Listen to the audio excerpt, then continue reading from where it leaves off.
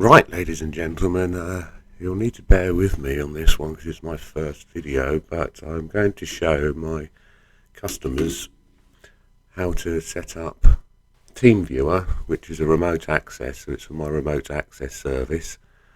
But please bear in mind, before you give me thumbs down, this is only for setting up my remote access service. I am going to do another video on how TeamViewer works to do remote control. Like I say, this is just for my customers. So, first of all, we'll go and download TeamViewer.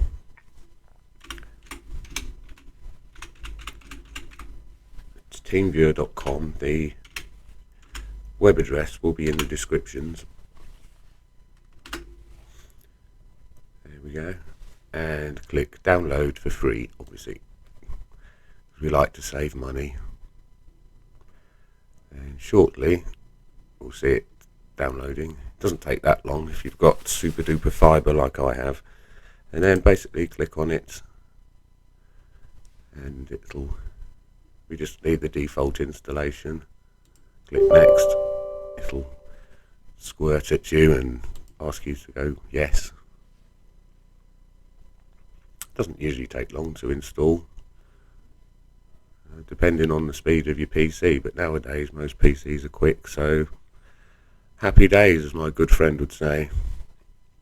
Right, and then we click the middle one. We just want to use the free version for personal use, and then click finish.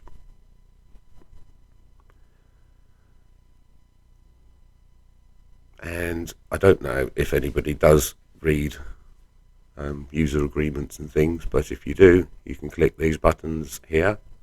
But I don't think anybody does, so just click accept and then continue.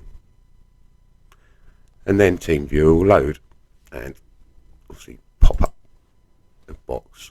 Now then, when I've been talking to you, what I would need from you, please, would be your user ID, which is up here, and the password, and that's basically it. Then I'll take over your computer and hopefully sort it out. It can get a bit freaky. The wife gets freaked out when I remote control the computer downstairs. Yeah, bear with me. And there we go. So thank you for watching. And if you like the video, please click like and subscribe, because I'll be doing plenty more. Thanks again for watching. Take care.